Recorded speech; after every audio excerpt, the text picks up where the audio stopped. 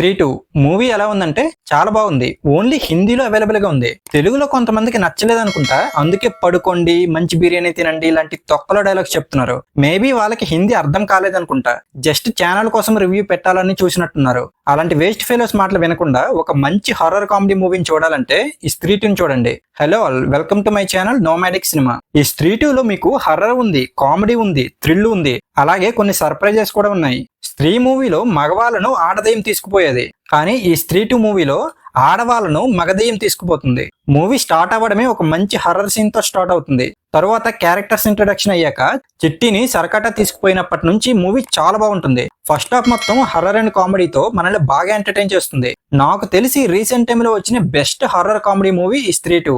ఇదొక Maddock super natural universe లో భాగం అవడం వల్ల ఈ యూనివర్స్ లో వచ్చిన ప్రీవియస్ మూవీస్ లైక్ స్త్రీ, బేడియా, మూంజాకి కనెక్షన్ ఉంటుంది. ఆ మూవీస్ చూసి ఈ స్త్రీ 2 చూస్తే మాత్రం ఇంకా బాగా అనిపిస్తుంది. మూంజా చూడకపోయినా పర్లేదు, కానీ మిగతా 2 మూవీస్ మాత్రం ఖచ్చితంగా చూడండి.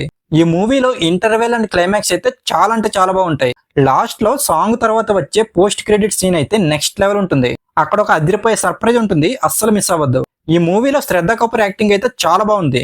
అలాగే రాజ్ కుమార్ రావు, పంకజ్ త్రిపాఠి, అభిషేక్ బెనర్జీ వీళ్ళ నేచురల్ యాక్టింగ్ తో మనల్ని చాలా బాగా ఎంటర్టైన్ చేస్తారు. టెక్నికల్ గా కూడా ఈ మూవీ చాలా మంచి స్టాండర్డ్స్ ని మెయింటైన్ చేసింది. తక్కువ బడ్జెట్ లో కూడా ఇలాంటి ఒక మంచి ప్రోడక్ట్ ని తీసుకురావచ్చు అని ఈ మూవీ ప్రూవ్ చేసింది. ఈ మూవీలో బీజిఎం కూడా చాలా బాగుంది. జనరల్ గా ఒక హిట్ అయిన మూవీకి సీక్వెల్ తీయడం అంటే అంత ఈజీ కాదు, కానీ ఈ మూవీ డైరెక్టర్ అమర్ కౌశిక్ మాత్రం ఈ విషయంలో సక్సెస్ అయ్యారనే చెప్పాలి. ఇంకా ఓవరాల్ గా మూవీ గురించి చెప్పాలంటే స్టార్టింగ్ నుంచి ఎండింగ్ వరకు మనల్ని ఫుల్ గా ఎంటర్టైన్ చేసే బెస్ట్ హర్రర్ కామెడీ మూవీ. కాకపోతే స్త్రీ మూవీలో ఉన్నంత హర్రర్ ఉండకపోవచ్చు, కానీ మనకు నచ్చుతుంది.